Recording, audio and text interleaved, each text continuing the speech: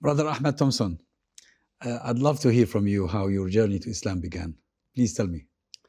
Well, it starts from the day you're born, isn't it? Because the Prophet ﷺ said everyone is born a Muslim, and then it's the parents who keep you as a Muslim or make you a Jew or a Christian. That's why some people prefer the word revert rather than convert, right?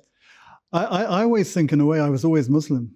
It's just that it took time for me to arrive at the reality of it in life. Then let's talk about. But in terms of the heart, if you like, I was always mu'min. You know, I always trusted in Allah. I always believed in Allah, even before I'd heard of the name of Allah. And it was interesting because I actually came across a book a few years ago now that I had when I was a child, called The Meeting Pool, which is set in Burma, where all the wild animals collect in the evening, and they talk about what the white man's up to up in the bungalow, and and they have this conversation. And one of them is being squashed by a python.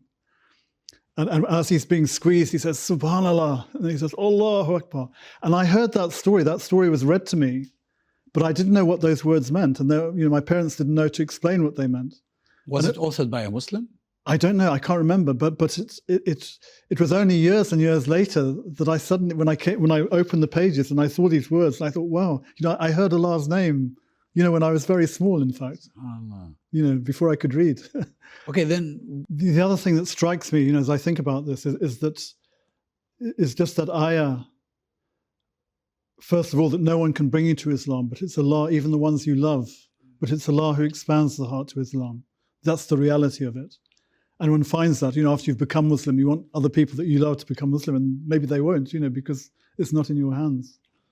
But I remember, if I can just fast forward to the point where I said the Shahada, which was with the Raja of Mahmudabad, who was the first director of the Islamic Cultural Centre in London. And what brought you to that point? But the first thing that he said to me after I'd said the Shahada with him was, he said, no one can bring you to Islam and no one can take you away from Islam.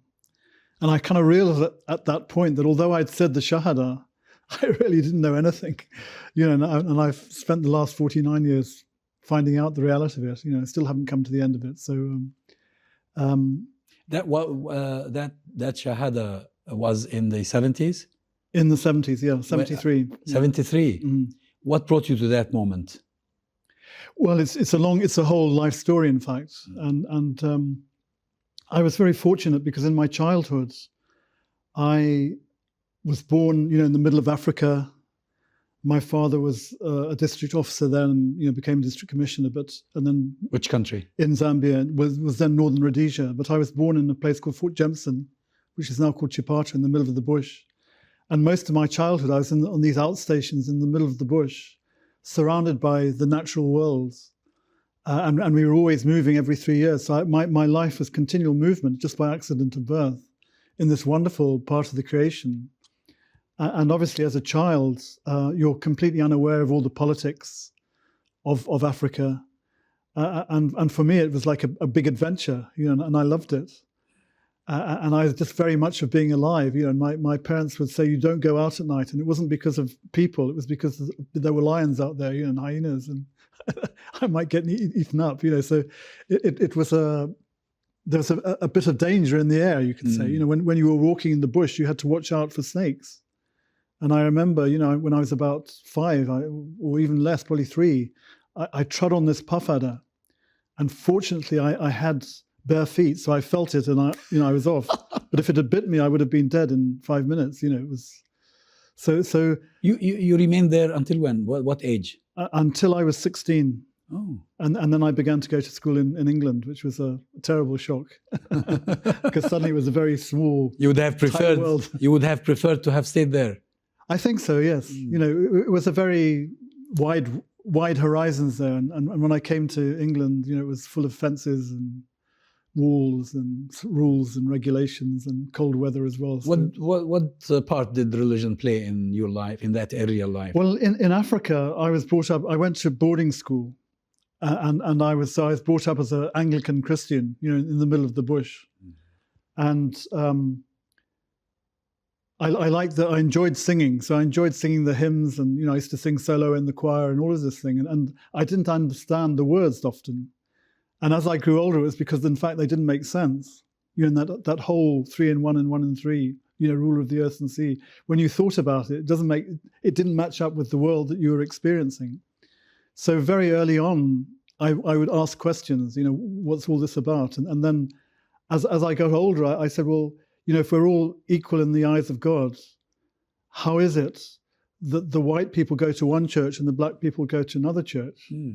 And it seems like the Asian people don't seem to go to either church, you know, because they were either Muslim or Hindu, you see. So already I was aware that there were contradictions. And then, you know, when one listened to what was being taught, and I said, well, you know, if Jesus was crucified and he was God, then who sustained the heavens and the earth while he was dead? Sure. And so there were all these contradictions. They said, well, only part of God was dead, but not all of him. And you would say, well, hang on, you know, what are you talking about? It just didn't make sense. And so already at a young age, you know, even before puberty, I was not happy with what was being taught. You know, I believed in God and I believed in Jesus as a, you know, really as a prophet, in fact. You know, in fact, my understanding of Jesus was the same as the Muslim understanding. But did you encounter any Muslims when you were there? Not knowingly. I mean, there were Muslims, you know, obviously in the stores, you know, Mr. Patel, you know, helped us to keep going, you know, because our family didn't have much money. And so everything was on account every month. And this was thanks to Mr. Patel, you know, in his shop, you know. And then there would be other shops, you know, which were the Hindu shops like Mr. Lambada. So, you know, I was aware of these different groupings, if you like. But at the same time, it wasn't as strict as the apartheid in South Africa, but there was a differentiation. And for example, I mean, we had servants, but my parents would discourage me to play with the children of my servants. But in fact, in the afternoons, while my father was at work and my mother was having a rest, you'd go and play with them. I'd go and play with them. Yeah, you know, I can still remember their names. You know. Okay, then we come to England. You came to England to study, and what triggered that awareness? Well, I think you know, I became more critical of organized religion, if you like. In general. In general, and while I was at boarding school, you know, you always had to go to the services, you know, because they were Anglican schools. But certainly, as I grew older and more discerning, I became less nourished by the services. Although I still enjoyed singing, but that was about it. And I would still pray to God, you know, but somehow there was something missing. And obviously, when I look back on it, it was in fact that because no one was following the actual sunnah of Sidna Isa, you know, no one was living his lifestyle. So they had words, and often they weren't even his words. This always astonishes me when I look at the way the church is conducted. What people say about Christ and his humble life is completely contradicted by this pompous opulence, sort of... Yeah. Well, you find it more with Roman Catholicism than with the Anglican Church. Yeah, more Roman Catholicism. But I remember Orthodoxy one of the also. people who really, I still remember him very clearly, was a man called Father van der Schoot. And he was one of the white fathers in northern Rhodesia, now Zambia. And he you know... Zimbabwe? Now it's Zambia. Oh, Zambia. Oh, I see. Yeah, Rhodesia is Zimbabwe. So that's southern Rhodesia, then became Rhodesia. Northern Rhodesia became Zambia. Oh, I see. So I was born in northern Rhodesia, but I went to school in southern Rhodesia, in Zimbabwe, in boarding school there. So, but Father van der Schoot, you see, I remember I met him again when I was very small. And he, you know, he looked after the poor. He served the poor. He spent his life in service. And he also looked after lepers. So he did all the things that most white people wouldn't do. And I, you know, my father took him to visit him. As a true follower of Christ. And I shook hands with him. And he said, that's not the way to shake hands. You know, I was obviously a bit limp. He said, you have to give a firm handshake, not too tight and not too soft. You know, I always remember that right from like age 4 or 5. And but I was just very impressed by him as a person because I saw that he served people. And this, in the end, is the essence, really, of every deen, if you like, that the people who shine in that deen are the ones who serve. Yes. This is the reality of it. You know, whatever they call themselves, whatever they believe, you know, the ones who serve are safe and sound in a way. Okay, 73, what happened? Well, when I left school, I stopped going to church. And when I went to university, I started looking at all the other different teachings. And you studied law at the university? I was studying law, yeah. Although most of my friends were doing other subjects, I didn't really have any friends amongst the lawyers, in fact. And I became, in a way, disenchanted with the law in that I saw it very much as a control system rather than as a system that sought to do justice and establish justice. So you were a rebel within?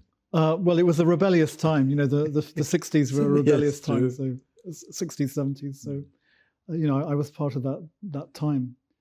But certainly I looked at all the teachings and again, it was with my head. You know, there was no change in my lifestyle. So I'd look at this philosophy and that philosophy but nothing really grabbed hold of me, if you like. I remember after I left university, the first thing I did was I got my degree in the morning and I signed on as a bus conductor in the afternoon because I thought, well, I don't want to be a lawyer, you know, I just want to live life, you know, and I'll kind of decompress from this kind of rather artificial life in university where everybody's young and there's no old people and no children. And so I was a bus conductor, and of course every kind of person gets on the bus, especially in those days. And in those days, you know, you'd have the bus driver and the bus conductor. You were a team. So and the door to the bus was from the back. Yes, that's right. Yeah, yeah. And there was a whole skill of sliding down the railings and, you know, jumping off the bus while it was still moving. And the bus conductor had this. Yeah. And in that time, I actually tried Transcendental Meditation. You know, I met some people who were doing it, and I thought, well, I'll try it. And they said, well, you have to pay a week's wages. And I thought, well, that's a bit steep, but you know, so I did that, and I did the meditation in the morning, the evening, and you know, I did the you do it the mantra, on your own or as part of a group. I was doing it by myself, the mantra. I mean, sometimes you'd meet as a group, but basically you'd meditate in the morning and the evening, and they give you a mantra, and you say you're not allowed to tell anyone else what the mantra is. And I kept my word. I still haven't told anyone.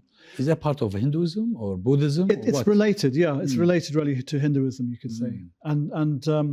But again, what I found was that, okay, so because I was just stopping and sitting still, it calmed me down a bit, if you like. But at the same time, it didn't really impinge on my lifestyle at all. And I think increasingly I was not happy with my lifestyle. And I was not at peace in my heart. So I was still looking. And I remember in that time, I went up to London to seek my fortune. And I kind of worked for a day on building the underground to Heathrow. And at that point, it had just reached Hounslow. But I spent a day, then I said, this is not for me, because you had to look busy but not do nothing. And I said, I want to do a hard day's work. I don't want to just try and skive along, And so I left after the first day and luckily got a job at Luzak's, which was an Oriental bookseller's opposite the British Museum, as an accountant. Although I'd never trained as an accountant, but in those days it was very simple. It's just money coming in. And you didn't want to make use of your bachelor degree? Not at that point. Not at that point. But what happened was that I, was living and I had friends and, there was a lot going on in London, but I was still not satisfied.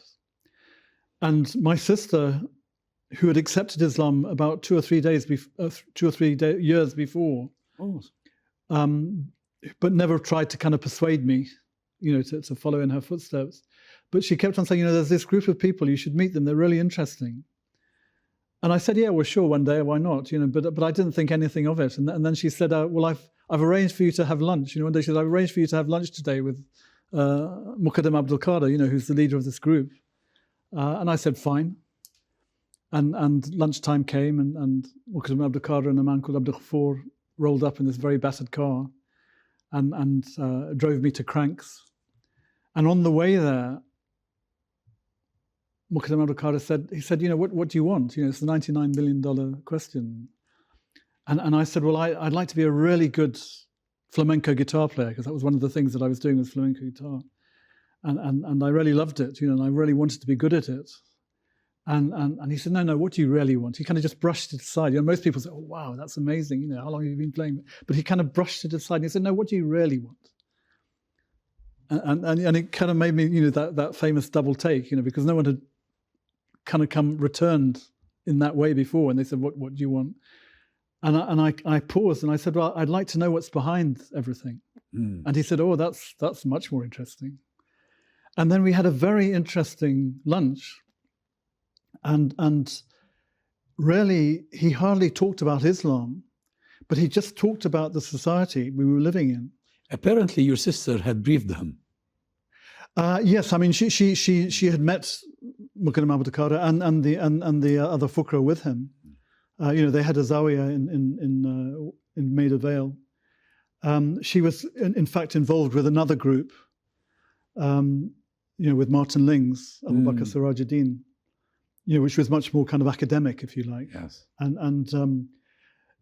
But what I, you know, in a very short while, I thought, you know, here's someone who knows what he's talking about. How refreshing, you know, because all the people I'd met, sometimes they knew what they were talking about, but more often than not, they didn't, you know. You know, if you started scratching beneath the surface, they didn't know what they were talking about. And this was all through school and all through university. And you know, there were people who stuck out, like Father Vanderscoot, for example. One of my English teachers, Jock LeBrock, you know, he said, one of the amazing things about life is, he says, is you can fall in love with someone. He said, it's so wonderful. and you know, it was so refreshing, you know, because it wasn't kind of all up in the head or anything. It was something to do with the heart. Yeah. So these people I remembered, but Sheikh Abdul Qadir was kind of speaking from heart to heart. And I say Sheikh because in time he became a Sheikh, but at that time he was a Muqaddam. He was the representative of Sheikh Mohammed ibn al-Habib in Morocco. Allah be pleased with both of them. So, is it the same Sheikh Abdul Qadir who ended up in Norwich afterwards? That's correct. Yeah, he's the one. Yes, yeah. So amongst other places, you know, he was always on the move in his lifetime. I don't know if you know, but he died 1st of August of this year. Oh, subhanallah. So you know, his life is just. Where did he die? Here? No, in Cape Town, in South Africa. And I remember because I actually drove him to the station to Waterloo when he was first going there. And he said, I'm not going on holiday. He said, I'm making hijrah. Of course, I knew Abul Qasim, one of his... Allah, mashallah, yes. You must have known. Yes, I know Abul Qasim, yes. I don't know where he is now, but the last time I visited him, he was around Cambridge. Yes. As far as I know, he's still there. He's still there. You know, with his wife, wonderful wife, Alima Aziza. So that meeting... So really, that was the beginning. And he said, you know, I think it would help if you read my book, which has just come out, which was The Book of Strangers. He said it's under my English name, Ian Dallas. And I said, yeah, sure, you know, I'll search it out. And he said, if you'd like, you know, come to a gathering of dhikr, you're most welcome at the Zawiya. And I did both. And I went to the gathering of dhikr first. And this was something unlike no other gathering I'd been in. It was almost what I'd been looking for, because even at university, where you could pick all your friends, I would find that people were very cliquey, and often they would backbite and make fun of each other. And somehow you never felt completely safe. And yet when I entered the Zawiya, you know, it was just a small group of men, a small group of ladies in separate circles in the same room, but very peaceful. And they had gathered to do dhikr, and the time for the prayer came for Maghrib. And one of them said, you know, we're just going to do the prayer. Do you want to join us? And I said, yeah, why not? And they said, well, you have to wash before it. I said, okay, show me how. So someone showed me how to do wudu, and I just joined the prayer and, you know, followed the movements. And that was the first time that I'd consciously been in sajda. And this, of course, is an extraordinary position, because it's the one position where your heart is higher than your head, and something happens to your heart. And as we all know, you know, if you do it enough, there comes a time that when you come out of sajda, your heart remains in sajda. So it's a transformative, the prayer is very transformative. But this was the first time I did it. And then after that, we had the diwan, they recited some Quran, they sang some diwan, did a hadra. And then Sheikh Abdul Qadir, and all through the dhikr, I was kind of looking around and seeing what people were doing. And everyone was just concentrating on the dhikr, you know, and concentrating on their hearts. And whenever I looked at Muqaddam Abdul Qadir, his eyes were always down. And then after the Hadra, which I passed out in almost just about, they actually had to help me and prop me up against the wall because it was such a powerful energy. But then he gave this wonderful ders on the nafs, on the self, on the illusory self, experiencing self, and how all the games it gets up to and all the tricks it plays and what it does to try and avoid looking at the truth or accepting the truth. And in the course of this, he was describing all the things I'd been doing during the dhikr, this kind of, trying to catch someone's eye, or what's that person doing? And he, so it's like he knew what I was doing, even though I'd never seen him see me doing it. And I thought, how's this happening? And then I always remember how he ended the ders, because he said, it's like you're in a town on the edge of the desert, and you've got a very comfortable room, but it's a prison. But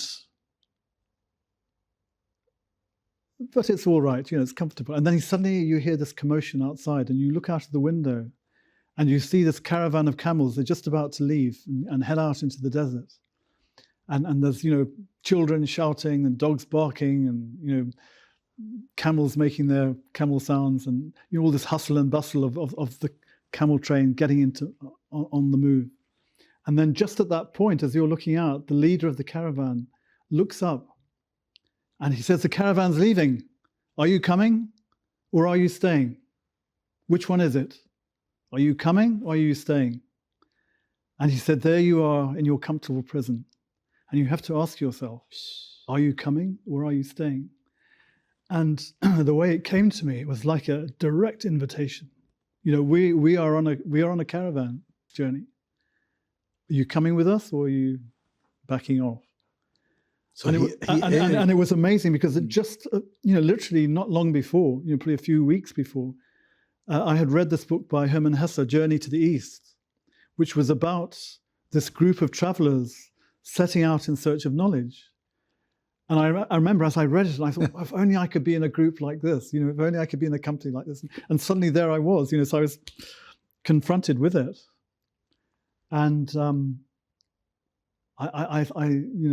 time came to go, and I went to thank Shah Mukadam for a wonderful evening. And he had this beautiful Siamese cat who was called Madam Bin, in fact, after the Vietnamese translator, but very, very extraordinary cat. And he said, you're welcome. He said, come and go as you want. You're welcome here anytime. Left it completely open. And one of the things that impressed me in the whole gathering was that no one tried to make me into a Muslim. And after the ders, we had a meal, and I was a bit awkward because it was so peaceful, and I was kind of trying to make conversation. And so I went to one of the fuqara. I said, it was a man called Haj Amin Evans, who's died, alayhi rahman. And I said, do you believe in heaven and hell then?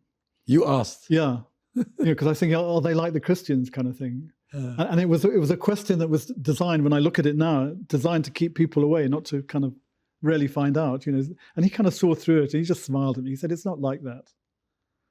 He just, again, it was that same thing of brushing away the words to expose the reality. Because the reality of the garden and the fire is something extraordinary. It's metacosmic, and the thing is that the unseen is at your fingertips. It's not far away. It's not up there or down here.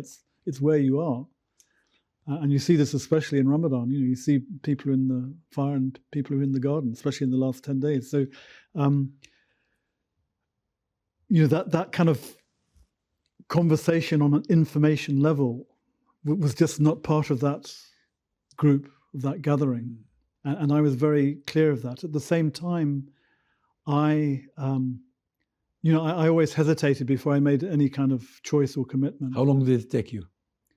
It took me a while, because I bought the book, and then not long after that, I was going to visit my parents. My father then was working in Tehran. He was working for the International Labour Organization. This was in the time of the Shah.